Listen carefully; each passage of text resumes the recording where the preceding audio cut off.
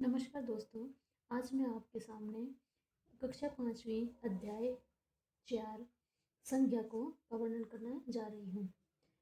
जो संज्ञा शब्द है वो अगर हम उसकी बात करें तो संसार में कोई भी प्राणी है, स्थान है या भाव है, उसका कोई ना कोई नाम अवश्य होता है। और जो हम उनके नाम होते हैं उन्हीं से उनको बुलाते हैं, पहचानते हैं। और ये जो नाम होते हैं उसी को जो है संज्ञा कहते हैं। इस प्रकार से अगर हम संज्ञा की परिभाषा की बात करें तो किसी प्राणी, स्थान, वस्तु अथवा भाव के नाम को संज्ञा कहते हैं। यहाँ पर एक उदाहरण दिया गया है जिसके द्वारा हम संज्ञा शब्द को अच्छे से समझ सकते हैं।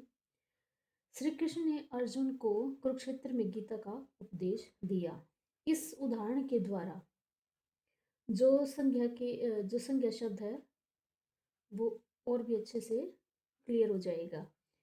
इस उदाहरण में जो श्री कृष्ण है और अर्जुन है वो प्राणी हैं, कुरुक्षेत्र स्थान का नाम है, गीता एक वस्तु है और जो उपदेश शब्द है ये भाव है। यहाँ पर कुछ और संज्ञा शब्द बताए गए हैं। जैसे प्राणी हैं उसमें महात्मा गांधी, विवेकानंद, शशांक, तोता, हाथी आदि। अगर हम स्थान की बात करें तो दिल्ली, मुंबई, कलकत्ता, चिड़ियाघर आदि। और वस्तु से संबंधित बात करें तो मेज, कुर्सी, पुस्तक, रामायण, बाइबल, गीता, दवात आदि हैं। और भाव के बारे में बात करें तो जैसे हमारा बचपन है, मिठास, लिखाई, बनावट आदि। इन उदाहरणों के आधार पर ही जो संज्ञा है उसके तीन भेद होते हैं। पहला है व्यक्तिवाचक संज्ञा, दूसरा जातिवाचक संज्ञा और तीसरा है भाववाचक संज्ञा।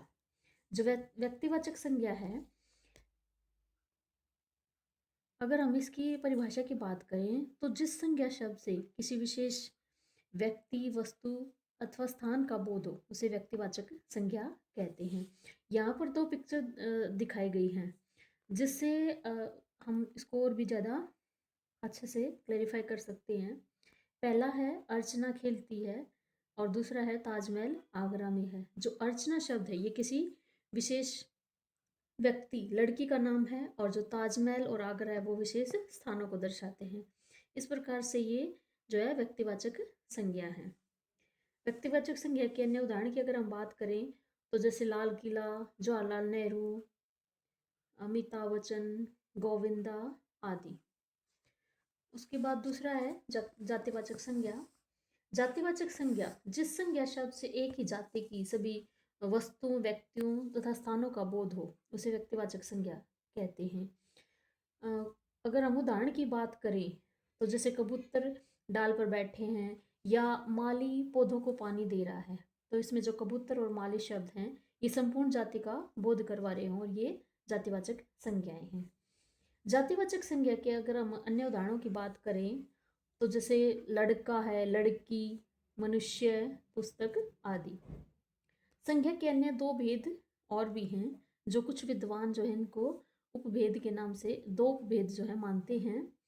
पहला है समुदायवाचक संज्ञा और दूसरा है द्रव्यवाचक संज्ञा। जो समुदायवाचक संज्ञा है यह ये संज्ञा जिस संज्ञा शब्द से व्यक्तियों, वस्तुओं आदि के समूह का बोध हो, जो समूह से संबंधित होता है उसे समुदायवाचक संज्ञा कहते हैं।